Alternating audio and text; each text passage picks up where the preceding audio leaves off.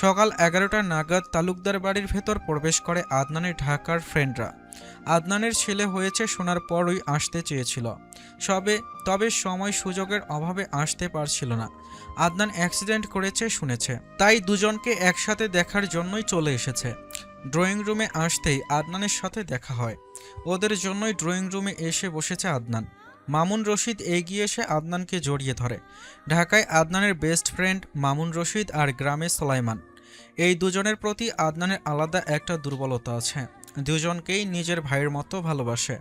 কুশল বিনিময় শেষ হলে সোফায় বসে সকলে। আপনার ছোট বাপজান কই এমপি সাহেব? আম্মুর কাছে রয়েছে। আম্মু ইয়াদকে নিয়ে আসো। ছেলের ডাক শুনে ইয়াদকে নিয়ে রুম থেকে বেরিয়ে আসেন ফারজানা তালুকদার। ওনাকে দেখে সবাই একসাথে সালাম দেয়। ফারজানা তালুকদার হাসি মুখে সালামের জবাব দিয়ে ওদের সামনে এসে দাঁড়ায়। মামুন রশিদ আগে আগে সোফা সেটে উঠে ইয়াদকে নিজের কোলে তুলে নেয়। ইয়াদের মুখের দিকে তাকিয়ে আবার আদনানের দিকে তাকিয়ে বলে, এই লাকি, এ দেখি তোরই কার্বন কপি। তোদের ভাবি বিশ্বাসই করতে চায় না ছেলে যে আমার মতো দেখতে। এই কথা কোনোভাবেই বিশ্বাস করতে চায় না রে ভাই।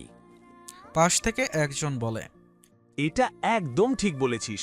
আমার দুই ছেলেকে আমার মতো দেখতে, কিন্তু ওদের মায়ের দাবি ওরা ওর মতো দেখতে। মামুন রশিদ পুনরায় বলে, এই একই দাবি আমার বেলায়ও হয়। ছেলে মেয়েকে দেখতে আমার মতো, কিন্তু সে এটা কিছুতেই মানতে রাজি নয়। রেশমা তালুকদার এগিয়ে আসতে আসতে বলেন, কে কি মানতে রাজি নয়? সবাই ওনার দিকে তাকায়। আসসালামু আলাইকুম দাদি। ওয়ালাইকুম সালাম। কেমন আছো তোমরা সবাই? আলহামদুলিল্লাহ ভালো। আপনি কেমন আছেন দাদি? আলহামদুলিল্লাহ ভালো। দুপুরের খাবার খেতে নিচে আসার পর সকলের সাথে দেখা হয় আইরিনের। সালাম দিয়ে টুকটাক কথা হয় আদনানের ফ্রেন্ডদের সাথে। সেই বিয়ের সময় দেখা আর একটু কথা হয়েছিল। আইরিন সিঁড়ির দিকে এগিয়ে যাচ্ছিল, তখন মামুন রশিদ আদনানকে জোরে জোরে বলে, এমপি সাহেব, আদনান রকি কিছুদিন আগে বিয়ে করেছে। আদনান স্বাভাবিক স্বরে বলে, ভালো। বেচারার বউ বিয়ের 3 দিন পর প্রেমিকের সঙ্গে পালিয়ে গেছে। উপস্থিত সবাই মামুন রশিদের দিকে তাকিয়ে আছে। আইরিন প্রথম কথাগুলো শুনেই দাঁড়িয়ে গেছে। আদনানের আরেক ফ্রেন্ড বলে, বেচারার কপালে বউ নাই রে ভাই। তুই ওর না হওয়া বউ ছিনতাই করে নিয়ে এসেছিস, তারপর থেকে বেচারার কপালে কুফা লেগেছে। বিয়ে হয় না, আবার হওয়ার পর বউ পেছন দেখিয়ে চলে গেছে। শেষের কথাগুলো শুনে কয়েকজন শব্দ করে হেসে ওঠে। আদনান বলে, এত খোঁজখবর তোরা কই পাস? আমার বোনের ফ্ল্যাটের সাথেই রকিদের ফ্ল্যাট। বোনের কাছ থেকেই সব শুনেছি। বেচারা নাকি পণ করেছে আর বিয়ে করবে না। পাশ থেকে আরেকজন বলে, বুঝলাম না, এই রকির সমস্যা কোথায়? বারবার কেন অন্যের ভালোবাসায় নজর দেয়? বোঝোস না, চরিত্রের দোষ। হব বেটা, ওকে জানতো নাকি ওর অন্যের ভালোবাসা? না জেনে তো পছন্দ করে, তার পক্ষে একে ভালোবাস। আদনানের শেষের কথাগুলো শুনে ফিক করে হেসে ওঠে সবাই। আদনান দুঃখ ভরা সুরে বলে, রকির জন্য কষ্টে বুকটা ফেটে যাচ্ছে। বেচারা গাড়ির ভেতর বসে মামুন যখন রকির মাথায় বন্দুক থেকে হুমকি দিচ্ছিল, তখন রকির আর ওর বাপের চেহারা দেখে এত মায়া লাগছিল যে মনে হচ্ছিল ছেড়ে দেয় সবাইকে। মামুন রশিদ বলে, ওই দিন নিজেকে সত্যি সত্যিই একজন কিডন্যাপার মনে হচ্ছিল। ভিলেন একটা ভাইব চলে এসেছিল নিজের মধ্যে। ওই দিনের ঘটনাগুলো অ্যাডভেঞ্চারের মতো লাগে। জীবনে প্রথমবারের মতো সেদিন মানুষ কিডন্যাপ করেছিলাম, তাও আবার কোনো মুক্তিপণ না নিয়ে ছেড়েও দিয়েছিলাম। আমাদের মতো এত ভালো কিডন্যাপার এই দুনিয়ায় আরও আছে নাকি? সবাই তাল মিলিয়ে বলে। একদম না। আইরিন সকলের দিক থেকে দৃষ্টি সরিয়ে সিঁড়ির দিকে এগিয়ে যায়। সবগুলো 1 নম্বরের বজ্জাত। বেচারা আদনান রকি। মাঝখানে পেরিয়ে যায় কিছুদিন। আদনান এখন আগের চেয়ে একটু সুস্থ হয়ে উঠেছে। এখন হাঁটতে চাইলে আগের মতো অত কষ্ট হয় না। দুপুরের খাবার খেয়ে সোফায় বসে বাপদাদার সাথে আলোচনা করছিল আদনান। আলোচনার সমাপ্তি ঘটিয়ে বসা থেকে উঠে দাঁড়ায়। ধীর পায়ে আগায় রুমের দিকে। দরজা ঠেলা দিতেই আইরিন ঘাড় ঘুরিয়ে তাকায় ওর দিকে। আদনান দরজা ভিজিয়ে দিয়ে বিছানার কাছে এগিয়ে আসে। আইরিনের ওপর দিয়ে ঝুঁকে পড়ে ছেলেকে আদর করে চুমু খায়। তারপর আইরিনকে আদর করে বাথরুমের দিকে এগিয়ে যায়। আইরিন ঘাড় ঘুরিয়ে আদনানে যাওয়া দেখে আবারও আগের মতো করে শুয়ে রইল। আদনান ফ্রেশ হয়ে এসে ছেলেকে মাঝখানে রেখে শুয়ে পড়ে। ছেলেকে আবার আদর করে, আইরিনকেও আদর করে, তারপর চোখ বন্ধ করে নেয়। আইরিন তাকিয়ে থাকে আদনানের দিকে। আদনান কোথাও একটা গিয়েছিল বাপদাদার সাথে। অ্যাক্সিডেন্ট হওয়ার পর আজকে বাড়ি থেকে বেরিয়েছিল। রাত 11টা বেজে গেছে অলরেডি। রুমে এসে দেখে আইরিন ছেলেকে কোলে নিয়ে বসে আছে। কাছে এগিয়ে এসে ছেলেকে আদর করে অনেকক্ষণ। কোলে নিয়ে বসে থাকে কতক্ষণ আইরিনের পাশে। কোথায় ছিল এতক্ষণ, কেন ছিল, এসব কিছুই জিজ্ঞেস করে না আইরিন। দাদার গলার স্বর শুনে ছেলেকে আইরিনের কোলে তুলে দিয়ে ট্রাউজার আর টি শার্ট নিয়ে বাথরুমে প্রবেশ করে। চেঞ্জ করে ফ্রেশ হয়ে দ্রুত রুম থেকে বের হয় খাওয়ার জন্য। 20 মিনিট পর রুমে ফিরে আসে আবার। আইরিন ইয়াদকে মাঝখানে রেখে শুয়ে আছে এখন। দরজা লাগিয়ে দিয়ে মেইন লাইট অফ করে ডিম লাইট অন করে। তারপর বিছানায় উঠে বসে। আদনান আইরিনের দিকে হাত বাড়িয়ে বলে, জান, তুমি এই পাশে আসো। আইরিনকে ছোঁয়ার আগেই আইরিন আদনানের হাত ঝাড়া মেরে সরিয়ে দিয়ে রাগী স্বরে বলে, ছোবেন না আপনি আমায়, দূরে থাকুন আমার কাছ থেকে। হঠাৎ আইরিনের এমন আচরণে বিস্ময়ে বিমূঢ় আদনান। কি হলো, হঠাৎ এমন করছে কেন? আদনান পুনরায় হাত বাড়িয়ে বলে। জান, কি হয়েছে? বাকি কথা শেষ করার আগেই বলে, জান ডাকবেন না আমাকে, কথা বলবেন না আপনি আমার সাথে, ছোবেন না একদম। জান, কি হয়েছে? এত রেগে আছো কেন? রেগে যাওয়ার মতো তো কিছু বলিনি বা করিনি। কি হয়েছে জান? বলেছি না ছোবেন না আমায়, হাত সরান। বেচারা এমপি সাহেব ফ্যালফ্যাল করে বউয়ের দিকে তাকিয়ে রইলেন। কি ভুল করেছেন আজকে কিছুই মনে পড়ছে না। বউকে রাগানোর মতো কিছু করেনি আজকে। জান, কি করেছে আমি? বলো, নাহলে বুঝবে কিভাবে? আইরিন মৃদু স্বরে বলে। না করেই তো দোষ করেছেন। আইরিন মৃদু স্বরে বললেও আদনান স্পষ্ট শুনতে পেরেছে। না করেই দোষ করেছে। কি করেনি? কি করেনি জান? জানেন আপনি কি করেননি? দুদিকে মাথা নাড়ায় আদনান। জানে না কি করেনি। বলো, কি করিনি আমি? বকবক না করে ঘুমান তো। তুমি এই পাশে আসো। আইরিন চোখ বন্ধ করে নেয়। আদনান চোখ ছোট ছোট বানিয়ে তাকিয়ে রইল বউয়ের মুখের দিকে। কিছু সময় পর বসা থেকে উঠে আইরিনের পিছনে এসে বসে। টেনে নিজের দিকে ফেরানোর চেষ্টা করে বলে, এত রাগ করছো কেন সুইটহার্ট? আইরিন রাগে গজগজ করে বলে, ছুতে নিষেধ করেছি আমি। কেন করেছো সেটার কারণটা তো বলবে। আদনানের হাত সরিয়ে দেয় নিজের গায়ের ওপর থেকে। আদনান মুচকি হাসে। আইরিনের পেছনে লম্বা হয়ে শুয়ে জড়িয়ে ধরে শক্ত করে। আইরিন এবার আর আদনানকে নিজের থেকে সরাতে পারে না। রাগে ফুঁসে উঠে বলে, ছাড়ুন আমায়। রাগ করার মতো কিন্তু কিছু করিনি সুইটহার্ট। আপনি পুরোটাই আমার রাগের কারণ, এখন ছাড়ুন আমায়। কি করেছে সেটা বলো। পারবো না। আমি বোধহয় একটু একটু আন্দাজ করতে পারছি সুইটহার্ট। কি? তোমার রাগের কারণ। কেন রাগ করেছি? তুমি হিংসুটে হয়ে গেছো সুইটহার্ট। মানে? আদনান আইরিনকে আরেকটু গভীরভাবে আলিঙ্গন করে। ঘাড়ে মুখ গুজে বলে, মানে এটাই যে আমি দুপুরে রুমে এসে তোমাকে আগে আদর না করে ছেলেকে করেছে, তারপর আবার রাতেও ফিরে তোমাকে আদর না করে ছেলেকে করেছে। তোমার মোটেও আমার এই আচরণ সহ্য হচ্ছে না। তোমাকে আগে আদর না করা আর বাড়িতে ফিরে আদর না করার কারণেই রেগে বোম হয়ে আছো। কি ভেবেছ আমি কিছু বুঝতে পারবো না? আমি তো ইচ্ছে করে এমনটা করছিলাম তোমার রিয়াকশন দেখার জন্য। তুমি যে এতটা হিংসুটে হয়ে গেছো এটা আমার কল্পনায়ও ছিল না। ফালতু কথা বন্ধ করুন আপনার। আদনান জোর করে আইরিনকে নিজের দিকে ফেরায়। গালে হাত রেখে কপাল ঠেকিয়ে বলে, বলো, আমি ভুল বলেছি? আইরিন চুপ হয়ে থাকে। আদনান সত্যি কথাই বলেছে। আদনান যখনই রুমে আসে আগে আইরিনকে আদর করে, তারপর ছেলেকে। ইয়াদ হওয়ার আগেও যতবার রুমে আসতো ততবার আইরিনকে জোর করে ধরেই আদর করত। আর এটা আইরিনের একটা অভ্যাসে পরিণত হয়েছে এখন। আদনান রুমে এসে আদর না করলে ওর এখন মোটেও ভালো লাগে না। কিছু একটার কমতি অনুভব করে। আদনান দুপুরে যখন রুমে এসে আইরিনের ওপর ঝুঁকল, আইরিন তো ভেবেছিল আদনান ওকে আদর করবে, কিন্তু আদনান ওকে আদর না করে ইয়াদকে আদর করল। তখনই আইরিনের রাগ হয়েছিল। তারপর থেকে আদনান ওকে আরও রাগানোর জন্য ইচ্ছে করে সারাদিন এমন করেছে। আর রাতে ফিরে ওকে আদর করলই না। একটা কথাও বলেনি ওর সাথে। কি হলো জান, কথা বলছো না কেন? ছাড়ুন আমাকে। হয়েছে, আর রাগ করতে হবে না। সরি, আর এমন করবো না। তোমাকে আদর করতে না পেরে তো আমি দম বন্ধ হয়ে মরে যাবো জান। সারাদিন আদর করতে না পেরে বুকের ভেতর কেমন যেন করছে। আসো জান, সারাদিন অভাবটুকু পূরণ করি। আইরিন বলে না কিছু। আদনান আইরিনের সারা মুখে অসংখ্য চুমু খায়। মৃদু হেসে বুকে জড়িয়ে ধরে আবার। দুপুরেই আইরিনের চোখ মুখের দিকে খেয়াল করেছিল ভালোভাবে। বাথরুমে গিয়েই তো ফিক করে হেসে দিয়েছিল। আইরিন এক হাত আদনানের গায়ের ওপর তুলে দেয়, আরেক হাত আদনানের গলার নিচ দিয়ে দিয়ে দেয়। দুজন দুজনকে জড়িয়ে ধরে নিশ্চুপ হয়ে যায়। রাত অনেক হয়ে গেছে, এখন ঘুমানো উচিত। আইরিন কফির মগ হাতে রুমে প্রবেশ করে। বাথরুম থেকে দুই বাপ ছেলের গলার স্বর ভেসে আসছে। দুইজন যে এখনও লাফালাফি করছে ভেতরে, সেটা স্পষ্ট বুঝতে পারছে আইরিন। বাপটা ছেলেটাকে নষ্ট করে ফেলেছে। নিজে যেমন ঘাড় তেরা, ছেলেকেও বানাচ্ছে তেমনই ঘাড় তেরা। বাপের চেয়েও কয়েক গুণ বেশি ঘাড় তেরা হয়েছে ছেলেটা। 3 বছর বয়সী, এত জেদ যা ধারণার বাইরে। যা একবার মুখ দিয়ে বের করবে সেটা পূরণ করবেই, যেভাবেই হোক। আদনান বউকে ভয় পেলেও ইয়াদ খুব একটা মাকে ভয় পায় না। মাকে কেন, কাউকেই ভয় পায় না।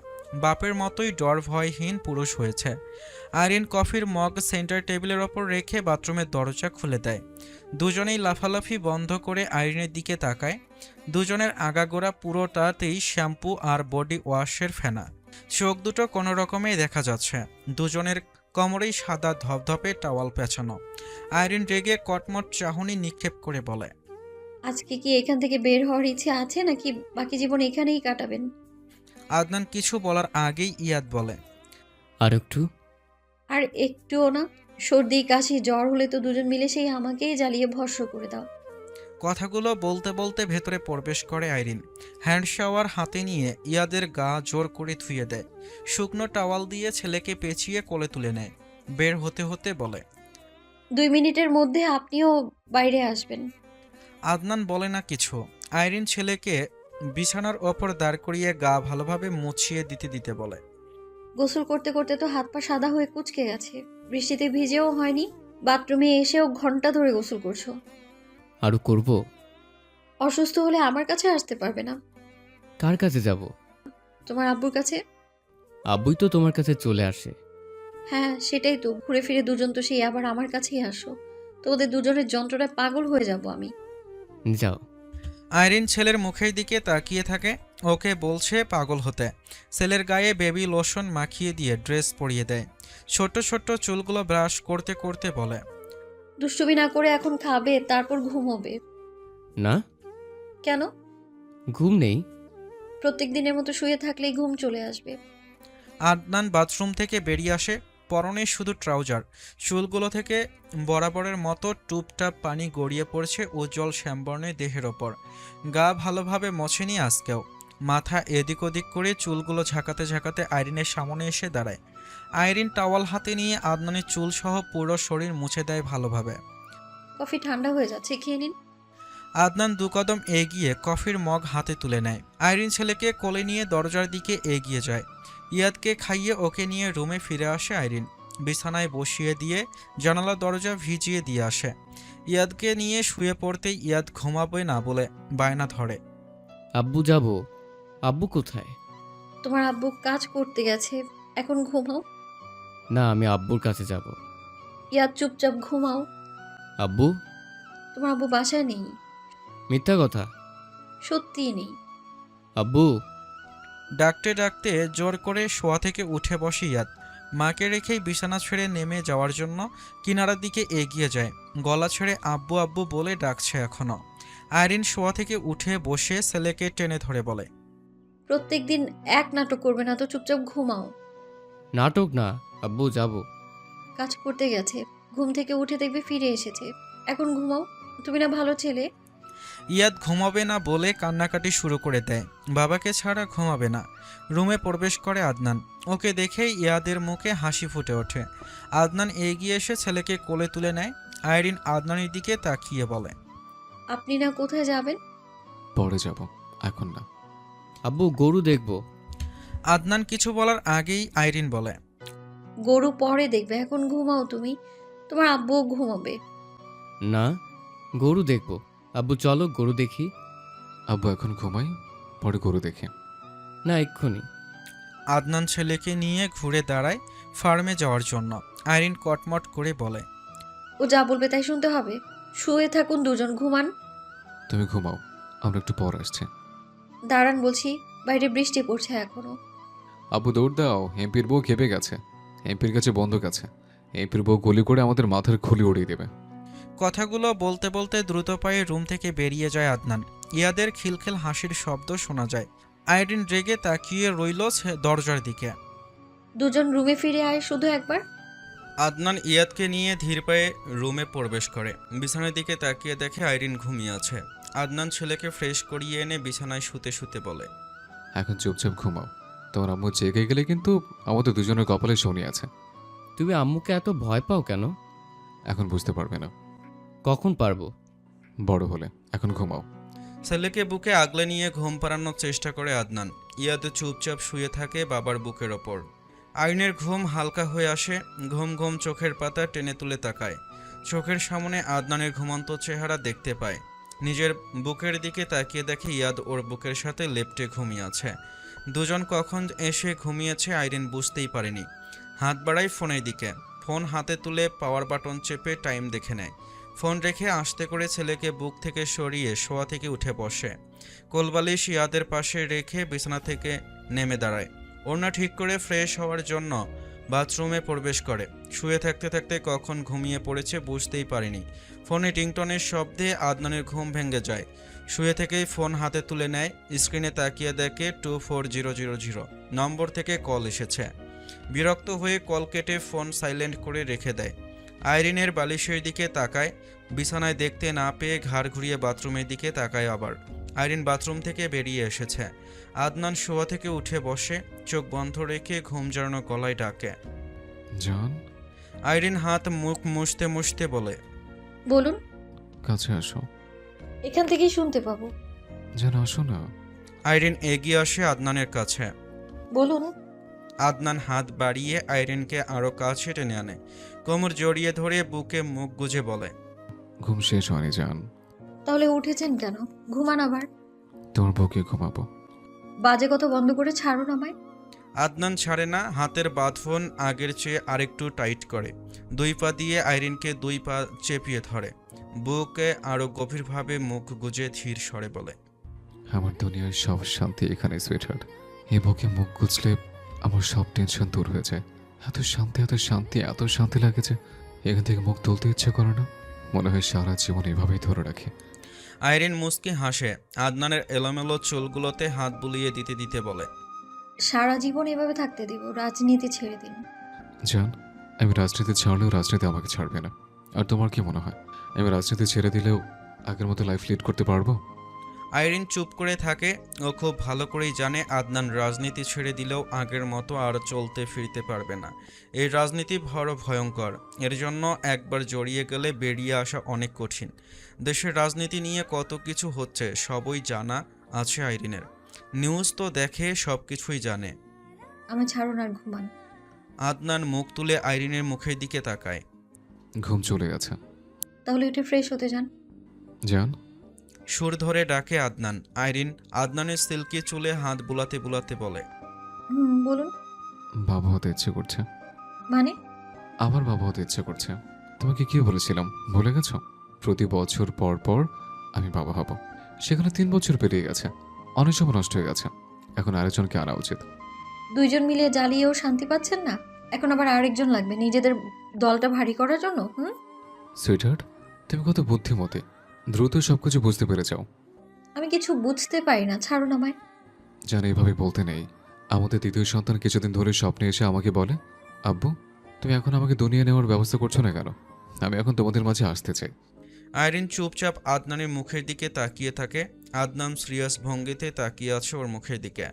আইরিন আদনানের চুল থেকে হাত সরিয়ে আদনানের হাত সরিয়ে দেওয়ার চেষ্টা করে বলে, আপনি না কোথায় যাবেন? বিকেল হয়ে গেছে, যান এখন। সন্ধ্যার পর যাব। সন্ধ্যার পর যাবেন ভালো কথা, এখন ছাড়ুন আমায়।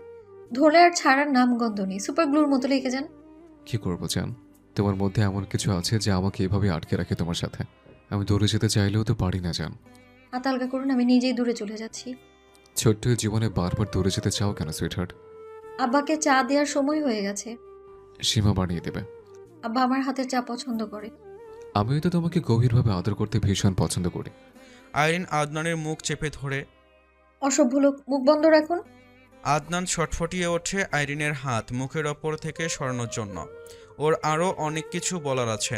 আইরিন দুই হাতে আদনানের মুখ আগলে ধরে। ঝুঁকে পড়ে আদনানের নরম ওষ্ঠ জোড়ায় পরপর অনেকগুলো চুমু খায়। হঠাৎ এমন হওয়ায় আদনানের হাতে জোড়া আলগা হয়ে আসে আইরিনের কোমর থেকে। আইরিন বুঝতে পেরে দ্রুত আদনানের কাছ থেকে নিজেকে ছাড়িয়ে নিয়ে রুম থেকে বেরিয়ে যায়। আদনান নিজের ঠোঁটে আঙ্গুল ছোঁয়ায়, বুকের বাম পাশে চেপে ধরে ঠাস করে শুয়ে পড়ে বিছানায়।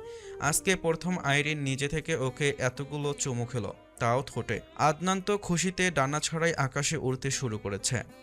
আইরিন চা আর কফি বানানোর জন্য চুলায় পানি গরম দিয়ে দাঁড়িয়ে আছে। ওর পাশে এসে দাঁড়ায় আদনান। আইরিন ঘাড় ঘুরিয়ে একবার তাকিয়ে চায়ের কাপ আর কফির মগ নামাতে নামাতে বলে, আপনি একজন এমপি, আপনার পার্সোনালিটি হবে গুরু গম্ভীর ব্যক্তিত্ব সম্পন্ন, আর আপনি কি করেন? সারাদিন বউয়ের পেছন পেছন গুড়গুড় করেন। শোনো সুইটহার্ট, আমি এমপি হওয়ার আগে একজন হাজব্যান্ড। আমি জনগণের কাছে এমপি আর বউয়ের কাছে বর। আপনি জানতো এখান থেকে আব্বাকে কখনো দেখেছেন মায়ের পেছনে এবার ঘুরঘুর করতে এইভাবে? আব্বুর তো ঘুরঘুর করার প্রয়োজন হয় না সুইটহার্ট। আম্মু তো তোমার মতো ঘাট তারা জেদি না। আব্বুকে দেখলে আম্মু নিজে থেকেই তার পেছন পেছন চলে যায়। আইরিন কটমট করে তাকায় আদনানের দিকে। আদনান ডোন্ট কেয়ার ভাব নিয়ে আইরিনের গাল টেনে দেয়। আইরিন ঝাড়ি দিয়ে হাত সরিয়ে দেয়। আপনার মধ্যে কি বিন্দু পরিমাণ লজ্জা শরম নেই? বাড়িতে এতগুলো মানুষ, আপনি এরকম কি করে করেন? সবাই কি ভাববে? সকলে ভাবনে আমার কচু কাটা যাবে। এখান থেকে বেরোন, মেড আসবে এখন রান্না করতে। বউয়ের পেছনে পেছন বের হব। তালুকদার বংশের মান ইজ্জত আপনিই ডুবাবেন। এই তালুকদার বংশের মান ইজ্জত আমার জন্য আরো কয়েক গুণ বেড়ে গেছে। আইরিন আর কিছু বলে না। এই লোকের সাথে কথা বাড়িয়ে লাভ নেই। আদনানের কফি বানিয়ে ওর হাতে মগ ধরিয়ে দেয়। 4 কাপ চা বানিয়ে ট্রের ওপর তুলে নিয়ে রান্নাঘর থেকে বের হয়। সোফার কাছে এগিয়ে এসে 4 জনের হাতে 4 কাপ তুলে দিয়ে নিজেও বসে সোফায়। ওর পাশে শরীর ঘেঁষে বসে আদনান। তালুকদার আতিকুর রহমান ইয়াদের সাথে কথা বলছিলেন এতক্ষণ। চায়ের কাপে চুমুক দিয়ে ইয়াদের দিকে তাকিয়ে আবার বলেন, বাবা, তোমার আব্বু কাকে বেশি ভালোবাসে?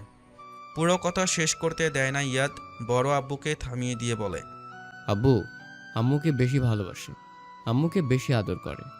ইয়াদের কথা শুনে সকলের চোখ ছানাবড়া হয়ে গেছে, কিন্তু আদনান একদম স্বাভাবিক আছে। চুপচাপ কফির মগে চমক দিচ্ছে আর ছেলেকে দেখছে। সকলকে আরও অবাক করে দিয়ে ইয়াদ আবার বলে, আব্বু সব সময় আম্মুকে বেশি ভালোবাসে। বাড়িতে ফিরে আমাকে আগে আদর না করে আম্মুকে আগে আদর করে, আব্বু আম্মুকে। বাকি কথা শেষ করার আগেই আফসার তালুকদার নাতির মুখ চেপে ধরেন।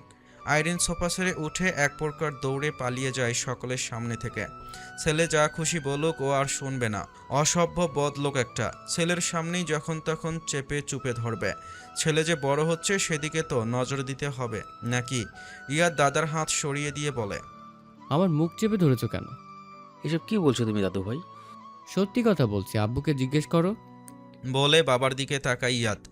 আদনান দেখে সবাই ওর দিকে তাকিয়ে আছে।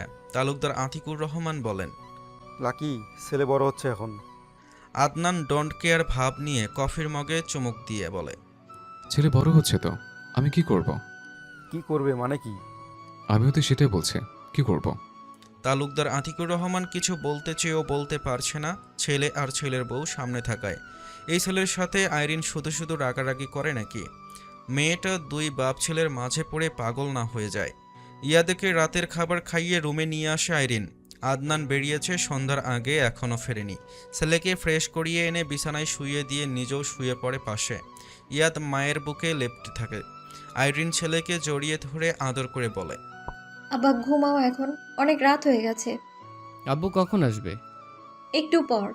তাহলে আব্বু আসলে ঘুমাবো। তোমার আব্বুর ফিরতে অনেক রাত হবে, এখন চুপচাপ ঘুমাও। না, আব্বু আসুক। ইয়াদ, আমি কিন্তু রেগে যাব। তুমি তো সবসময় রেগেই থাকো। চুপচাপ ঘুমাবে কি না? মাথা ব্যথা করছে? নাক দিয়ে বাতাস বের হচ্ছে না? বাতাস না, নিঃশ্বাস। মাথার ভেতর কেমন দপদপ করছে। আমি নিষেধ করেছিলাম আজকে বৃষ্টিতে ভিজতে। তোমরা 2 বাবা ছেলে তো আমার কোনো কথাই শোনো না। এখন সর্দি জ্বর হলে দুজনকেই রুম থেকে বের করে দেবো আমি। আমি আব্বুর সাথে থাকবো। ঠিক আছে, থাকবে। আমি একা একা শান্তিতে থাকবো। আব্বুকে আসতে বলো। এখন বিজি আছে, কল রিসিভ করবে না, তুমি ঘুমাও। ঘুমাবো না। বাপের মতো এত জেদি কেন হয়েছো? তুমিও তো তেজি, সাথে জেদিও। বয়স 3 অথচ কথা বলে 30 বছরের মানুষের মতো। আব্বুর কাছে যাব। আইরিন ছেলেকে বুক থেকে সরিয়ে দিয়ে বলে, যাও আব্বুর কাছে, আর আসবে না আমার কাছে। একা একা আমি যেতে পারবো? আমাকে রেখে আসো। বাপের মতো ঘাটতেরা হয়েছো, জেদ হয়েছে, সাহস হয়েছে, এখন আর তাহলে বাপের মতো একা একা যেতে পারবে না কেন? অন্ধকারে বাইরে ভয় লাগে। তোমার বাপ কোনো কিছুকেই ভয় পায় না। তোমাকে ভয় পাই। কে বলেছে? আব্বু কবে? রোজ বলে, কিছু করতে বললেই বলে তোমার আম্মু মারবে আমাকে, বকা দেবে, রাগ করবে। আইরিন হেসে বলে। তাহলে তোমার আব্বুর মতো তুমি ভয় পাও না কেন? আমি বীর পুরুষ। আইরিন শব্দ করে হেসে ওঠে ছেলের কথা আর বলার ধরন থেকে। টেনে এনে বুকে জড়িয়ে ধরে বলে, ওরে আমার বীর পুরুষ রে, এখন অন্ধকারে বাইরে যাবে, তাতেও মাকে বলছো নিয়ে যেতে? আম্মু চলো আব্বুর কাছে। তোমার আব্বু অনেক দূরে গেছে, জরুরি মিটিং করছে, মিটিং শেষ হলেই ফিরে আসবে। কিসের মিটিং করতে গেছে? তোমার আব্বু আসলে জিজ্ঞেস করবে। এখন আর কোনো কথা বলো না, ঘুমাও। আব্বুকে জিজ্ঞেস করে তারপর ঘুমাবো। আইরিন কিছু না বলে ছেলেকে চেপে ধরে চুপ করে রইল। বাপের মতোই হয়েছে পুরোপুরি। যত কথা বলবে তত কথা বাড়াবে, একা একা বকবক করতে করতে একাই চুপ হয়ে যাবে। আদনান রুমে এসে দেখে ইয়াদ ঘুমিয়ে গেছে আর আইরিন বসে বসে বই পড়ছে। আদনানকে দেখে বই বন্ধ করে রেখে দেয় আইরিন। বসা থেকে উঠে বই স্টাডি টেবিলের ওপর রাখে। আদনান কয়েক কদম এগিয়ে পিছন থেকে আলগোছে জড়িয়ে ধরে ঘাড়ে মুখ গুজে দেয়। আইরিন কিছু না বলে চুপ হয়ে দাঁড়িয়ে থাকে কিছু সময়। এমন ঘটনা আজকে নতুন না, এমনটা সব সময় ঘটে। আদনানের হাত শুয়ে কপালে হাতে শোয়ায় আইরিন। ঘাড় ঘুরিয়ে দেখার চেষ্টা করে বলে, আপনার শরীর এত গরম কেন? যার মাথা ব্যথা করছে, ভারবার লাগছে, জ্বর আসবে বোধহয়। বকবক করে আর শুনে আরো মাথা ধরে গেছে। আরও গিয়ে বৃষ্টিতে লাফালাফি করুন ছেলেকে নিয়ে, রাতে আমার জ্বালাতন করলে দুজনকে বাইরে ছুঁড়ে ফেলবো বলে রাখলাম। এত নিষ্ঠুর হয়েও না জান, আমার সত্যি সত্যিই খারাপ লাগছে এখন। একটু জড়িয়ে ধরে ঘুম পাড়িয়ে দাও। খাবেন না? হ্যাঁ। ফ্রেশ হয়ে নিচে চলুন। আইরিনকে ছেড়ে দিয়ে নিজের দিকে ফেরায়, মুখ আগলে ধরে বরাবরের মতো তৃষ্ণা মিটিয়ে চুমু খায়। আইরিন আদনানের পাঞ্জাবির বোতামগুলো খুলে দেয়। আলমারি থেকে টাওয়াল, টি শার্ট আর ট্রাউজার বের করে হাতে দিয়ে ঠেলে বাথরুমে পাঠিয়ে দেয় চেঞ্জ করে ফ্রেশ হওয়ার জন্য। আদনান চেঞ্জ করে ফ্রেশ হয়ে বেরিয়ে আসতেই ওকে নিয়ে রুম থেকে বের হয় আইরিন। নিচে নেমে এসে সোজা বসে ডাইনিং টেবিলে। আলাদা আলাদা প্লেটে খাবার বাড়তে নিলে আদনান বলে, জান আমি কিন্তু হাত দিয়ে খাবো না, এখন মোটেও হাত দিয়ে খেতে ইচ্ছে করছে না, তুমি খাইয়ে দাও।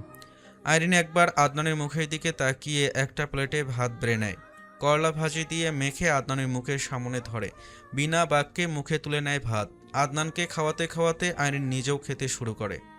খাওয়া শেষ হলে লাইট অফ করে রুমের দিকে আগায় দুজন। আদনান রুমে এসেই শুয়ে পড়ে। মাথা ব্যথা বাড়ছে ধীরে ধীরে, নাক বন্ধ হয়ে আসছে। রাতে জ্বর উঠবে অনেক ভালো করে বুঝতে পারছে। টানা 2 দিন বৃষ্টিতে ভিজেছে, আবার রুমে এসেও ঘন্টা ধরে গোসল করেছে।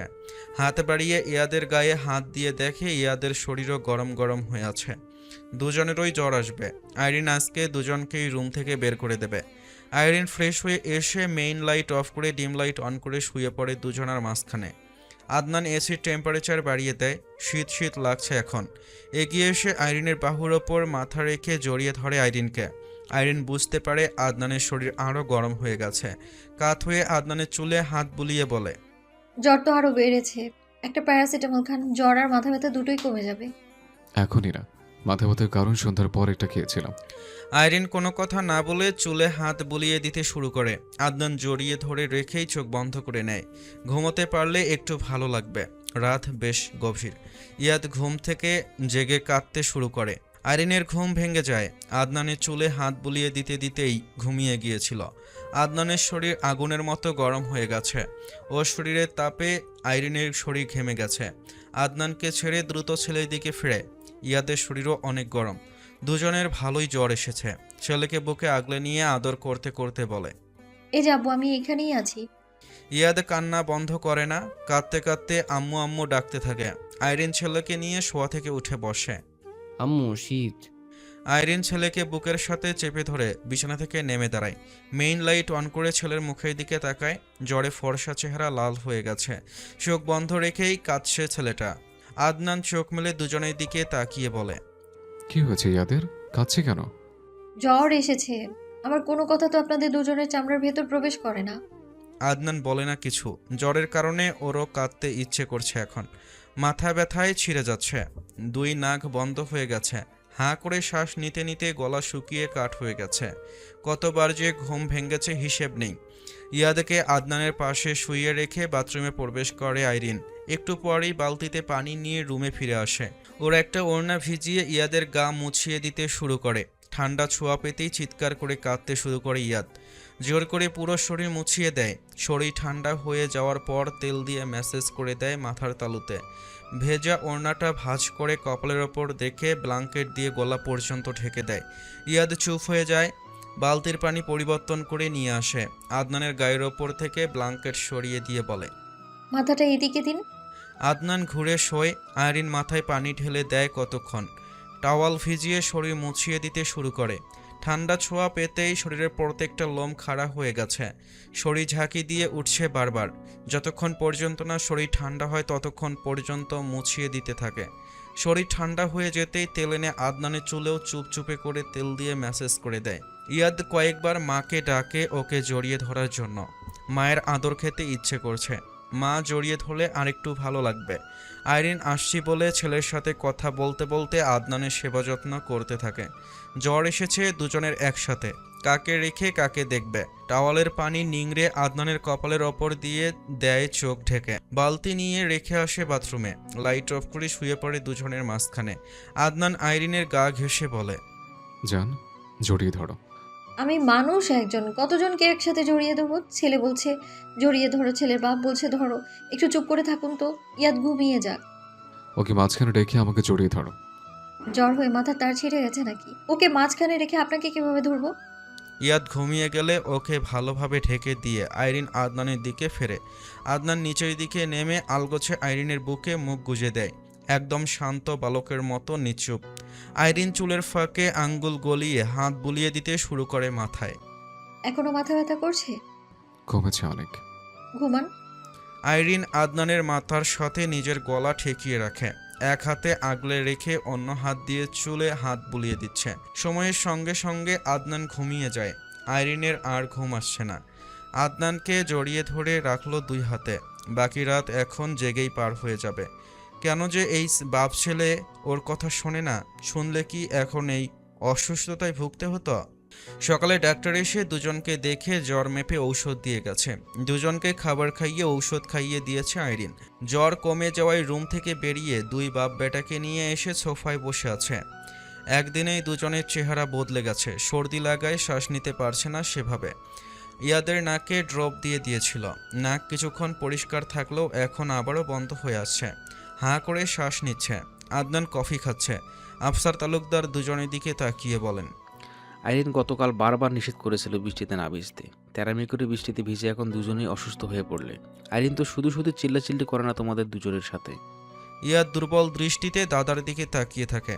ওর এখন কথা বলতে ইচ্ছে করছে না। সোফায় লম্বা হয়ে শুয়ে বাবার কোলের ওপর মাথা রাখে। চোখ বন্ধ করে বলে, আব্বু নাক বন্ধ হয়ে গেছে, আবার বাতাস বের হচ্ছে না। আদনান ছেলের মাথায় হাত বুলিয়ে বলে, আমার নাকও বন্ধ হয়ে গেছে আব্বু। আম্মুকে ডাকো। কেন? নাকে বাতাস এনে দেবে। আদনান কিছু বলার আগেই আফসার তালুকদার বলেন, নাকে বাতাস এনে দেবে না, জুতো এনে মারবে দুজনকে। দুজনেই সকালে বমি করে বিছানায় 12টা বাজিয়ে রেখে এসেছো। পেরিয়ে গেছে অনেকগুলো দিন। কয়েকদিন ধরে আইরিনের শরীর ভালো যাচ্ছে না। মাথা ঘোরে, বমি বমি পায়। খাওয়ার প্রতি অরুচি। জোহরের নামাজ আদায় করে ঝিম ধরে বসে আছে ছেলের পাশে। ইয়াদ ঘুমিয়ে গেছে অনেকক্ষণ আগে। আদনান বাড়িতে নেই, পার্টি অফিসে গিয়েছে। ওর ফিরতে রাত হতে পারে। আইরিন একটু একটু বুঝতে পারছে ওর এমন লাগার কারণ, তবে শিওর না। ফোন বেজে উঠতেই ফোনের স্ক্রিনে তাকায়। শেখ বাড়ি থেকে কল এসেছে। রিসিভ করে কানে ধরে সালাম দেয়। নাবিলা বেগম সালামের জবাব দিয়ে বলেন, কেমন আছিস মা? আলহামদুলিল্লাহ ভালো। তুমি কেমন আছো? আলহামদুলিল্লাহ ভালো আছি। কি করছিস? নামাজ আদায় করে বসে আছি। খেয়েছিস? খাবো একটু পর। ইয়াদ ঘুমিয়েছে? হ্যাঁ। বাড়ির সবাই কেমন আছে? ভালো আছে। আসবি না? ইয়াদের আব্বুকে বলেছিলাম, বললো আগামীকাল নিয়ে যাবে। আচ্ছা আসিস তাহলে। কি খাবি? কিছু খেতে ইচ্ছে করছে না। তোমার যা ভালো লাগে করো।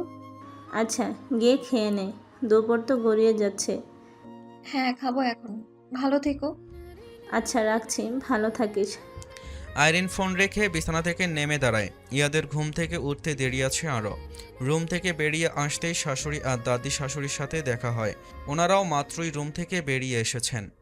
তিনজন একসাথে এসে ডাইনিং টেবিলে বসে খাবার খেতে। আইরিন তিনজনের জন্য খাবার বেড়ে নেয়। ফারজানা তালুকদার আইরিনের দিকে তাকিয়ে বলেন, এই কটা ভাত নিলে কেন? সকালে মাত্র একটা রুটি খেয়েছিলে, আরেক চামচ ভাত খাও। বলে নিজেই চামচে ভাত তুলে আইরিনের প্লেটের দিকে এগিয়ে দেন। আইরিন প্লেট সরিয়ে নিয়ে না করে বলে, আর লাগবে না মা, খেতেই ইচ্ছে করছে না। এই কটাই এখন জোর করে খেতে হবে। কি হয়েছে তোমার? কয়েকদিন ধরে খেয়াল করছি ঠিকমতো খাচ্ছ না। আইরিন চুপ করে থাকে। রেশমা তালুকদার বলেন, কি গো নাতি বউ, কোনো খুশির খবর আছে নাকি? আইরিন দাদি শাশুড়ির দিকে তাকায়। রেশমা তালুকদার আবার বলেন, খুশির খবর আছে নাকি? কথা কও না কেন? ফারজানা তালুকদার আইরিনের উত্তর শোনার জন্য আগ্রহ নিয়ে তাকিয়ে আছেন। আইরিন ভাত মাখতে মাখতে বলে, স্যার বলতে পারবো না, তবে মনে হচ্ছে কি মনে হচ্ছে? খুশির খবর। দুজনের মুখে হাসি ফুটে ওঠে। আইরিন আর মুখ তুলে তাকায় না, চুপচাপ জোর করে ভাত গিলছে। জোর করে খেতে গেলেও বমি পায়। মাগরিবের নামাজের পরেই আদনান বাড়িতে ফেরে বাপদাদার সাথে। ড্রয়িং রুমে এসে আইরিন বাদে বাকি তিনজনকে দেখতে পায়। ইয়াদ বাবাকে দেখেই সোফা সেরে দৌড়ে আসে বাবার কাছে। আদনান ঝুঁকে ছেলেকে কোলে তুলে নিয়ে আদর করে। রেশমা তালুকদার বলেন, মিষ্টি আনার ব্যবস্থা করো। তিন বাপ বেটার কপাল ভ্রু কুঁচকে যায়। হঠাৎ মিষ্টি কেন? আফসার তালুকদার বলেন, কিসের জন্য মিষ্টির ব্যবস্থা করবো মা? বাড়িতে নতুন সদস্য আসছে। মানে? লাকি আবার বাপ হবে, তুমি হবে দাদা। আফসার তালুকদার তড়িৎ গতিতে আদনানের মুখের দিকে তাকায়। আদনান অবাক হয়ে চারজনের মুখ চাওয়াচাওয়ি করছে। তালুকদার আতিকুর রহমান বলেন, লাকি আবার বাপ হবে? হ। নাতির মুখের দিকে তাকিয়ে বলেন, লাকি তুমি তো কিছু বললে না আমাদের। আমি আবার কি বলবো দাদা? আমি বাপ হব, সেটা তো আমি মাত্র শুনলাম। এইটা আবার কি কও? সত্যি। আচ্ছা, রুমে যে আইরিনের কাছ থেকে ভালোভাবে শুনে আসো। রেশমা তালুকদার বলেন, আমার কথা তোমাদের বিশ্বাস হচ্ছে না? সত্যি সত্যি লাকি বাপ হবে। আদনান ছেলেকে সোফায় বসিয়ে দিয়ে রুমের দিকে এগিয়ে যায়। ঘটনা যদি সত্যি হয় তাহলে আজকে ওর চেয়ে খুশি বোধ হয় দুনিয়ার আর কেউ হবে না। আল্লাহর কাছে দোয়া করতে করতে যায় যেন এটা সত্যি সত্যি হয়। রুমে এসে দেখে আইরিন বিছানার চাদর তুলে আবারও নতুন চাদর বিছিয়ে বালিশের কভার চেঞ্জ করছে। সুইটহার্ট, আইরিন ঘাড় ঘুরিয়ে তাকায়। আদনান হাসি মুখে এগিয়ে বলে, আমি সত্যি সত্যি আমার বাবা হচ্ছে? আইরিন বালিশে কভার লাগাতে লাগাতে বলে, স্যার না, তবে সম্ভাবনা আছে। এজন্যই তোমার খাওয়ার প্রতি এত অনীহা, তাই না? আইরিন বালিশটা জায়গা মতো রেখে সোজা হয়ে দাঁড়িয়ে বলে, টেস্ট করলে বোঝা যাবে। এমনিতেও তো মাঝে মধ্যে এমন লাগে। জান, এমনিতে লাগা আর মা হতে লাগা দুটি আলাদা। তোমার চেহারাই পরিবর্তন হয়ে গেছে কিছুদিন ধরে। চেঞ্জ করে ফ্রেশ হন। হসপিটালে চলো। কেন? টেস্ট করার জন্য। টেস্ট করার জন্য হসপিটালে যেতে হবে? তাহলে? প্রেগন্যান্সি কিট নিয়ে আসুন একটা। আদনান পেছন থেকে জড়িয়ে ধরে বলে, জান, আমার মনে হচ্ছে আমি 100% বাবা হচ্ছে। হওয়ার মতো কাজ করলে তো হবেই নি।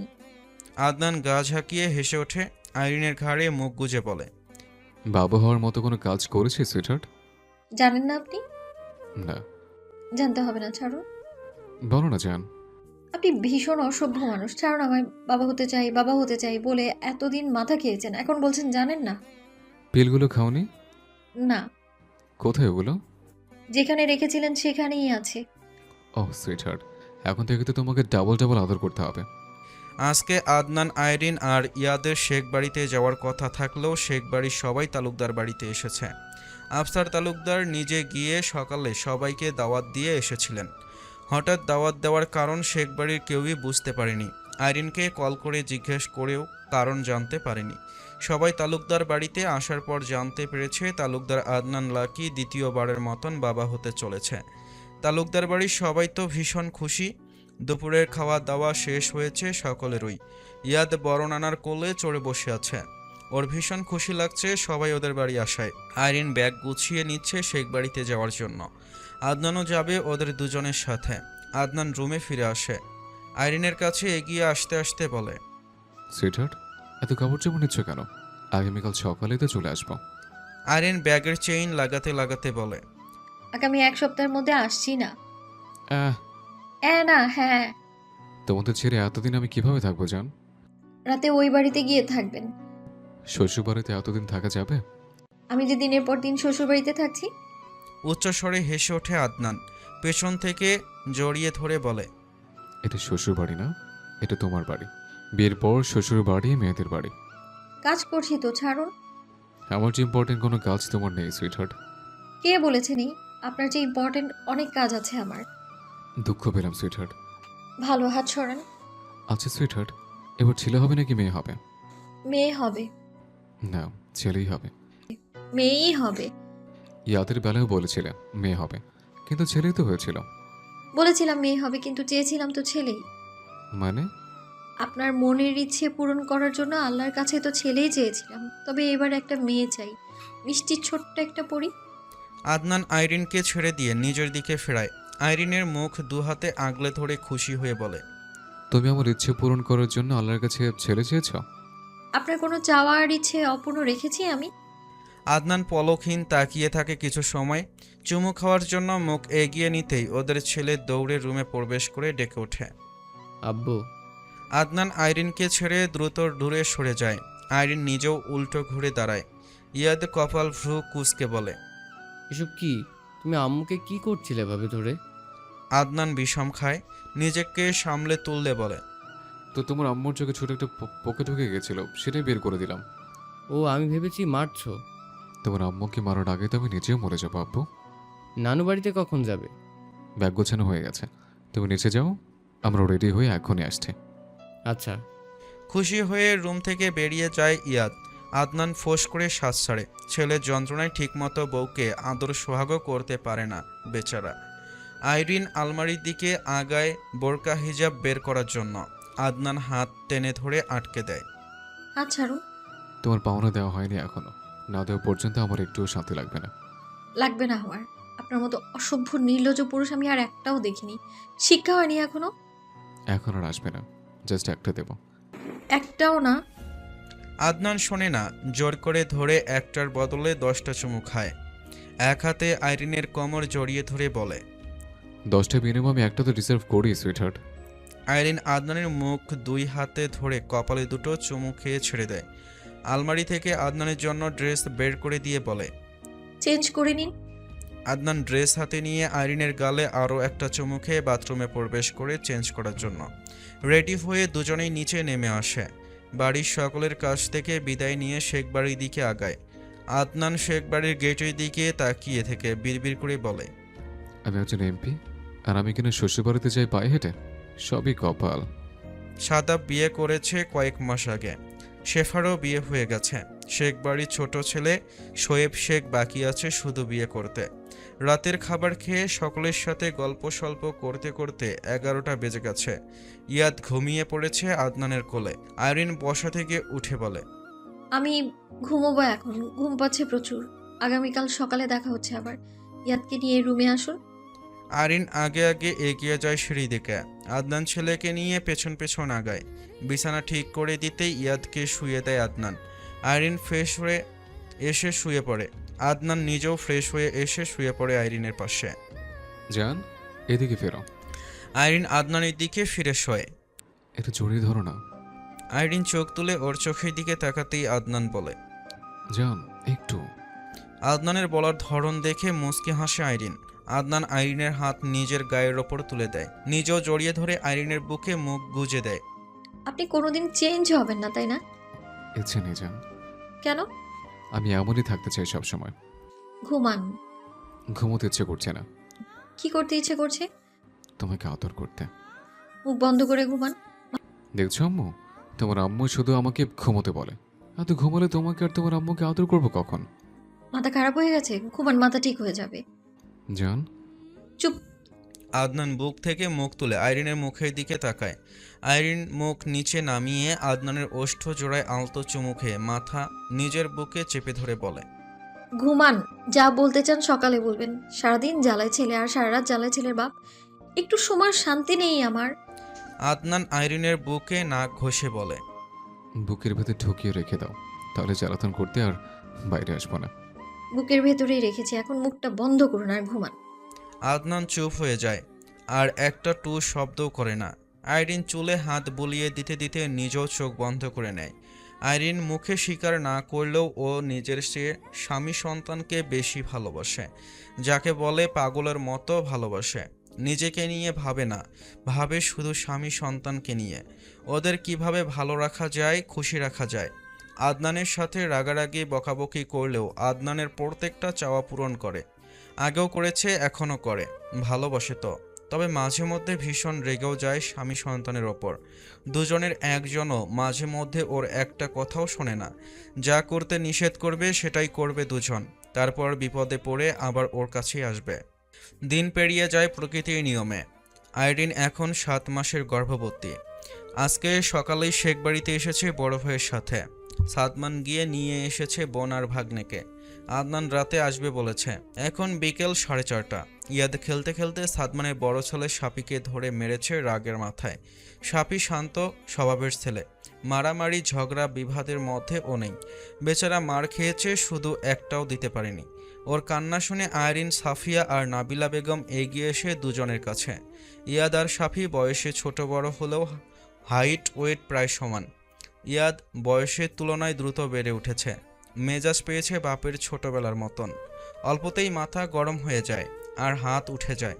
আইরিন বা আদনানের কেউই এই ছেলেকে কন্ট্রোল করতে পারে না। এই কয়েক মাসে রাগ জেদ আরও বেড়ে গেছে অনেক। রেগে গেলে চুলগুলো খাড়া খাড়া হয়ে যায়। সাপের মতো ফোঁস করতে শুরু করে। বাঘের মতো গর্জন করে। আইরিন সাফিকে ধরে বলে, কি হয়েছে আব্বু, কাঁদছো কেন? ইয়াদ মেরেছে। আইরিন ভাতিজাকে আদর করতে করতে ইয়াদের দিকে তাকায়, রাগী গলায় বলে, ভাইকে মেরেছো কেন? বড় ভাই হয় না তোমার? ভাইয়া আমার গাড়ি ধাক্কা দিয়ে ফেলেছে কেন? সাফি কাঁদতে কাঁদতে বলে, আমি ইচ্ছে করে ফেলিনি। তুমি ইচ্ছে করেই ফেলেছো? ইয়াদ। মায়ের ধমক শুনে ইয়াদ বলে, আব্বুকে বলে দিব আমি তুমি বকা দিয়েছো আবার। কথায় কথায় আব্বু আব্বু, 9 মাস পেটে রেখে জন্ম দিলাম আমি, আমায় শুষে খেয়ে বড় হয়ে এখন শুধু আব্বু আর আব্বু। বাপের রক্ত শরীরে আছে তো তাই বাপের মতোই হয়েছে। এত মারামারি আসে কি খেয়ে? ভালো হবে না জীবনে। যাও নিজের বাপের বাড়িতে গিয়ে মারামারি করো। তুমি থাকো তোমার বাপের বাড়িতে, আমি গেলাম আমার বাপের বাড়িতে। ইয়াদ উল্টো ঘুরে বাইরের দিকে হাঁটা ধরে। নাবিলা বেগম পেছন পেছন যেতে যেতে আইরিনকে বলেন, শুধু শুধু ছেলেটাকে বকছিস কেন এভাবে? বকবো না, যখনই আসবে তখনই বড় ভাইকে ধরে মারবে। একদম বাপের মতোই হয়েছে। সাফিয়া বলে, লাকি ভাই তো এখন এমন না। আগে তো ছিল। আমাকে বলে কিনা তুমি থাকো তোমার বাপের বাড়িতে, আমি গেলাম আমার বাপের বাড়ি। যাও, আর আসবে না এই বাড়িতে। আমাকে ছাড়া কতদিন থাকতে পারো আমিও দেখতে চাই। ইয়াদ পেছন ফিরে চিৎকার করে বলে, আসবো না তোমার কাছে, সব সময় শুধু শুধু বকা দাও আমাকে। কথাগুলো বলে বাড়ি থেকে বেরিয়ে যায় নিজের বাড়িতে যাওয়ার জন্য। এই ছেলে যেন তালুকদার আদনান লাকির আপডেট ভার্সন। সাদমান বাড়ির উঠোনে আসতেই ইয়াদকে দেখতে পায়। রেগে ফোঁস করতে করতে গেটের দিকে আগাচ্ছে ধূপধাপ পা ফেলে। ওর পেছন পেছন দ্রুত পায়ে এগিয়ে আসছে ওর মা। কাছে এগিয়ে এসে কোলে নিতে গেলে ইয়াদ রাগ দেখিয়ে কোলে উঠতে চায় না। ধস্তাধস্তি করে বলে, ছাড়ো আমাকে, আমি থাকবো না এই বাড়িতে। কেন মামা, কি হয়েছে? তোমার বোন বকা দিয়েছে। আমার বোনের এত বড় সাহস আমার মামাকে বকা দেয়? বকা দিয়ে বলেছে বাপের বাড়ি চলে যেতে। আমি থাকবো না এখানে, ছাড়ো আমাকে, আমি আর কোনোদিন আসবো না এই বাড়িতে। নাবিলা বেগম দুজনের কাছে দাঁড়িয়ে বলেন, এত রাগ করে না নানা, তোমার আব্বু তো এখন বাড়িতে নেই। না থাকলো আমি তাও যাব। সাদমান জোর করে কোলে তুলে নিয়ে বলে, ভেতরে চলো, তোমার আম্মুকে আমি বকে দেব। আমি যাব না তোমার বোনের কাছে। না গেলে আমার কাছে থাকবে। ইয়াদকে নিয়ে বাড়ির দিকে আগায় সাদমান। ভেতরে এসে দেখে আইরিন সোফায় বসে আছে। ওর পাশে বসে আছে সাফি। আইরিন সাফিকে আদর করছে মাথায় হাত বুলিয়ে। মা ওকে বকা দিয়ে আদর করেনি, কিন্তু সাফিকে ঠিকই আদর করছে। ইয়াদের বুকের ভেতর আগুন ধরে যায়, তরতর করে বেড়ে যায় রাগ। মামার কোল থেকে নামার জন্য ধস্তাধস্তি করে বলে, ছাড়ো আমাকে, থাকবো না এই বাড়িতে। আবার কি হলো মামা, শান্ত হও, এত রাগ করে না। আইরিনের দিকে তাকিয়ে বলে, আইরিন, ইয়াদকে বকা দিয়েছিস কেন? ওকে ওর বাপের বাড়িতে চলে যেতে বলছিস কেন? আইরিন বড় ভাইয়ের দিকে তাকিয়ে বলে, বকা দেবো না তো কি আদর করব? আজকেও সাফিকে মেরেছে। বাপের মতো মেজাজার হাত হয়েছে তার। একটুতেই রাগ উঠে যায়, অল্পতেই হাত উঠে যায় তার। তুইও তো লাকির মতোই হয়ে গেছিস, অল্পতেই রেগে যাস। ছোট বাচ্চা খেলতে গেলে একটু একটু ঠোকাঠুকি করবেই। করতে করতে বড় হলেও এই স্বভাব ছাড়বে না তো। মামা ছাড়ো আমাকে। শুনেছ ওর গলার স্বর? লাকির মেজাজ আসমানে উঠে থাকে সব সময়, আর তোর মেজাজ মহাকাশে উঠে থাকে। তোদের দুজনের ছেলের এইটুকু রাগ হবে না তা তো হয় না। ভাইয়া, আর বকাঝকা করবি না আমার মামাকে। তোমার বোনের সাথে থাকবো না আমি। আচ্ছা তুমি সোফায় বসো, আমি চেঞ্জ করে আসছি। সাদমান ইয়াদকে পাশের সোফায় বসিয়ে দেয়। ইয়াদ গাল ফুলিয়ে অন্যদিকে তাকিয়ে রইল। আইরিন ছেলের দিকে তাকিয়ে থাকে। কি মেজাজ এই ছেলের! ঈশার নামাজের পর আদনান শেখ বাড়িতে আসে। কুশল বিনিময় সেরে ছেলেকে কোলে নিয়ে সিঁড়ি দিকে এগিয়ে যায়। ইয়াদ বাবার গলা জড়িয়ে ধরে রেখে অভিমান ভরা সুরে বলে, আমি আম্মুর কাছে যাব না। আদনান অবাক হয়ে বলে, কেন? আম্মু বকা দিয়েছে। কেন বকা দিয়েছে? শাপি ভাইয়া ইচ্ছে করে ধাক্কা দিয়ে আমার গাড়ি ফেলে দিয়েছিল। তুমি কি করেছো? মেরেছিলাম। বড় ভাই হয় না তোমার? মেরেছো কেন? আমার গাড়ি ফেললো কেন? বুঝতে না পেরে বোধহয় ফেলে দিয়েছিল। ইচ্ছে করে ফেলেছিল। যেভাবেই ফেলুক, তাই বলে তুমি বড় ভাইকে মারবে? এর জন্যই তো তোমার আম্মু রেগে গিয়েছিল। আমাকে বলেছে বাপের বাড়িতে চলে যেতে। আদনান অবাক হওয়ার ভান ধরে বলে, বাপের বাড়িতে চলে যেতে বলেছে? হ্যাঁ, কিন্তু বড় মামা যেতে দেয়নি। আদনান রুমে প্রবেশ করে। আইরিন মাত্র নামাজ শেষ করে উঠে দাঁড়িয়ে জায়নামাজ ভাঁজ করেছে। ইয়াদ একবার মায়ের দিকে তাকিয়ে মুখ ফিরিয়ে নিয়ে বাবার কাঁধে মাথা রাখে। ভীষণ অভিমান হয়েছে মায়ের ওপর, ওকে আদর করেনি। কেমন আছো? আইরিন মুস্কি হেসে বলে, আলহামদুলিল্লাহ ভালো আছি। আপনি কেমন আছেন? আলহামদুলিল্লাহ, এখন ভালো। এখন আরো ভালো লাগছে তোমাদের কাছে পেয়ে। চেঞ্জ করে ফ্রেশ হয়ে নিন। আদনান ইয়াদকে বিছানায় বসায়। আব্বু তুমি একটু বসো, আমি ফ্রেশ হয়ে আসছি। ইয়াদ গম্ভীর হয়ে বসে থাকে। এই ছেলের মধ্যে ইগো আর অ্যাটিটিউডে ভরপুর। এখনই যা অবস্থা, না জানি বড় হলে কি হবে। আদনান পাঞ্জাবি খুলে ট্রাউজার আর টাওয়াল নিয়ে বাথরুমে প্রবেশ করে। আইরিন নামাজের হিজাব খুলে ওড়না গায়ে জড়িয়ে বিছানার কাছে এসে দাঁড়ায়। আইরিন ইয়াদকে ধরতে গেলে ইয়াদ নিজের হাত সরিয়ে নেয়। গম্ভীর স্বরে বলে, ধরবে না আমাকে। আবার আমার কাছে আসবে তো? না। রাতে যেন মনে থাকে। ইয়াদ বলে না কিছু, গাল ফুলিয়ে অন্যদিকে মুখ ফিরিয়ে নেয়। আদনান বাথরুম থেকে বেরিয়ে দেখে দুই মা ছেলে দুদিকে মুখ করে বসে আছে। আলমারির দিকে এগিয়ে যেতে যেতে আইরিনের দিকে তাকিয়ে মৃদু স্বরে বলে, রাগ কমেনি এখনো? আইরিন দুদিকে মাথা নাড়ায়। আদনান মনে মনে বলে, মায়ের চেয়েও বেশি জেদ। এই দুই জেদওয়ালের মাঝে পড়ে আমি তালুকদার আদনান লাগিয়ে একদম সোজা হয়ে গেলাম। আলমারি খুলে একটা টি শার্ট বের করে গায়ে জড়ায়। চুলগুলো ঠিক করে নিয়ে বিছানার কাছে এগিয়ে আসে। ছেলে অন্যদিকে ঘুরে বসার সুযোগে সদ্ব্যবহার করে। ঝুঁকে পড়ে টপার টপ বেশ কয়েকটা চুমু খায় আইরিনের গালে, কপালে আর ওষ্ঠ জোড়ায়। আইরিন রেগে সরিয়ে দেওয়ার চেষ্টা করে কটমট করে তাকায়। আদনান মুচকি হেসে ছেলেকে দেখিয়ে ওষ্ঠজোড়া নামিয়ে শব্দহীন বলে, দেখতে পাবে না। আইরিন ওকে ঠেলে সরিয়ে দিয়ে বসা থেকে উঠে দাঁড়ায়। দরজার দিকে এগিয়ে বলে, ওকে নিয়ে খেতে আসুন। সাহেব আজ রাগ করে খায়নি এখনো। ইয়াদ মায়ের দিকে তাকিয়ে রেগে বলে, খাইয়ে দিয়েছো তুমি? তোমার মামি আর নানু যে খাওয়ানোর চেষ্টা করলো, খাওনি কেন? খাবো না। থাকো না খেয়ে। আদনান ছেলেকে কোলে তুলে নিয়ে বলে, মাকে আর রাগিও না, রেগে রুম থেকে বের করে দেবে আমাদের। আমরা অন্য রুমে থাকবো। তোমার আম্মুকে ছাড়া তো আমি ঘুমাতে পারি না। আমি আছি তো। তুমি নিজেও তো তোমার আম্মুর বুক ছাড়া ঘুমাতে পারো না। ইয়াদের ঠোঁট উল্টে বলে, ঘুম আসে না তো। আমারও আসে না। খাওয়া দাওয়া সেরে রুমে ফিরে আসে তিনজন। ইয়াদকে আদনান খাইয়ে দিয়েছে, অন্য কারো কাছে খাবে না। তোমরা দুজন ঘুমাও, আমি আসছি। কোথায় যাবেন? নিচেই। বাইরে যাবেন না কিন্তু। বাইরে যাব কেন? বাইরে কোনো কাজ নেই তো এখন। আব্বু তুমি ঘুমাও। ঘুমাবো না, তোমার সাথে যাব। আমার একটু কাজ আছে, তুমি ঘুমাও। ছেলেকে বিছানায় বসিয়ে দিয়ে ফোন হাতে রুম থেকে বেরিয়ে যায় Adnan. Arin main light off করে ডিম লাইট অন করে বিছানায় উঠে শুয়ে পড়ে। ইয়াদ বসে রইল চুপচাপ। বেশ কিছুক্ষণ অতিবাহিত হওয়ার পর ইয়াদের ফুপিয়ে কান্নার আওয়াজ শুনতে পায় আইরিন। চোখ মেলে তাকায়। ইয়াদ ওর মুখের দিকে তাকিয়ে ফোপাচ্ছে। কি হয়েছে, কাঁদছো কেন? ইয়াদ কথা বলে না। আইরিন ছেলেকে টেনে শোয়ায় নিজের পাশে, বুকে আগলে ধরে আদর করে অনেক। ইয়াদ মাকে জড়িয়ে ধরে শব্দ করে কেঁদে ওঠে। বীর পুরুষ ইয়াদ হারিয়ে গেছে। আইরিন ছেলের মাথায় আরও অনেকগুলো চুমু খেয়ে বলে, এখন কাঁদছো কেন? তখন না বললে আমায় ছাড়াই থাকতে পারবে, আর এখন আমি জড়িয়ে ধরিনি বলে বসে বসে কাঁদছো? তুমি আমাকে বকা দিয়েছো? কাঁদতে কাঁদতেই বলে ইয়াদ। আইরিন ছেলের চুলে হাত বুলিয়ে বলে, তুমি ভাইয়াকে মেরেছো কেন? ঝগড়াঝাটি মারামারি এগুলো করতে নেই আব্বু। এসব করলে মানুষ পচা বলবে। বড় ভাইকে তো একেবারেই মারতে নেই। খেলতে গেলে একটু তো ধাক্কাধাক্কি হবে, তাই বলে কি সবাইকে মারা যাবে বলো? মারামারি করলে সবাই বলবে এমপি তালুকদার আদনান লাকির ছেলে মারামারি করে, ছোট বড় সবাইকে ধরে মারে। এমপির ছেলে গুন্ডা হয়েছে, অভদ্র হয়েছে, তোমার আব্বুর নাম খারাপ হয়ে যাবে তো। তোমাকে কেউ এসব বললে তো আমি কষ্ট পাবো আব্বু। তোমার আব্বু কষ্ট পাবে। মারামারি করে পচা ছেলেরা। তুমি তো আমার সোনা ছেলে, আর কাউকে মারবা না। রাগ উঠলে কথা বলে মিটমাট করে নেবা, নয়তো ওখান থেকে সরে আসবা। আচ্ছা। এখন ঘুমাও। ইয়াদ কান্না থামিয়ে মায়ের বুকে নিচুপ হয়ে যায়।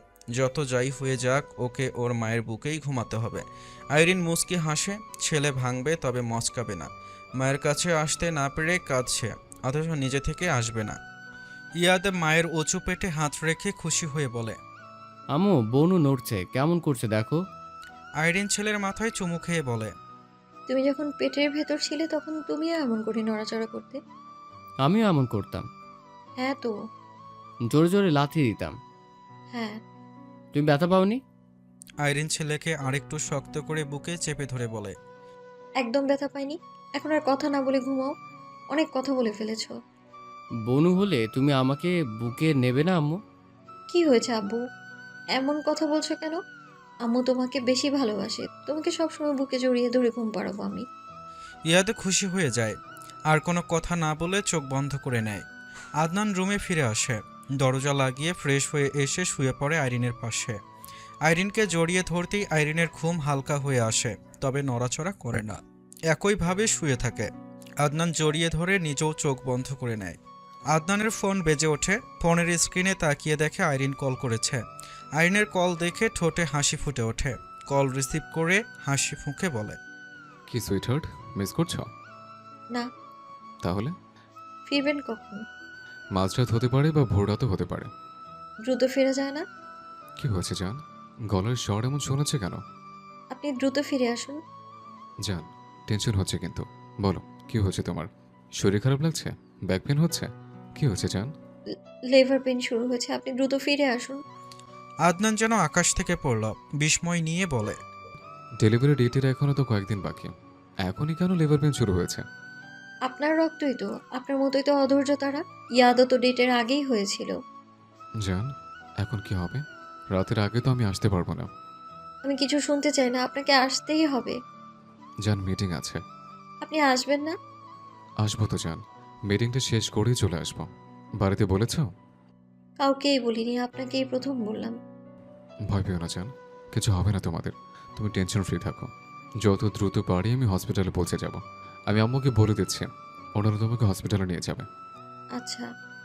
ইয়াদ কোথায়? নিচে রয়েছে দাদার কাছে। তুমি তৈরি হয়ে নাও, আমি আম্মুকে বলে দিচ্ছি। আপনি দ্রুত ফিরে আসবেন। আচ্ছা জান। কল কেটে দেয় আইরিন। মন খারাপ হচ্ছে খুব। আদনানকে মনে পড়ছে ভীষণ। ইয়াদ হওয়ার সময় আদনান পুরোটা সময় ওর পাশে ছিল, এবং আদনান নিজে ডেলিভারি করিয়েছিল। আর এবার আদনান ওর কাছ থেকে অনেক দূরে রয়েছে, ওর পাশে থাকবে না এবার। আইরিন জানে মিটিংটা গুরুত্বপূর্ণ। আদনান চাইলেও মিটিং ফেলে চলে আসতে পারবে না এখন। যদি ওর কিছু হয়ে যায়, যদি আদনানকে আর দেখতে না পায়। চোখের কার্নিশ ঘেঁষে জল গড়িয়ে পড়ে কয়েক ফোঁটা। হসপিটালের বেডে শুয়ে আছে আইরিন। ইয়াদ ওর পাশে বসে আছে চুপচাপ। ঘুমে ছেলেটার চোখ জোড়া ছোট ছোট হয়ে গেছে। আইরিন ঘুমোতে বলছে বারবার, কিন্তু ইয়াদ ঘুমাবে না। বাবা আসলে তারপর ঘুমাবে। ছেলেটা বুঝতেই পারছে না ওর বাবার ফিরিতে অনেক রাত হয়ে যাবে। প্রিয় বোনকে কোলে নিয়েছিল ইয়াদ। ছোট্ট তুলতুলে সাদা ধবধবে একটা পরী।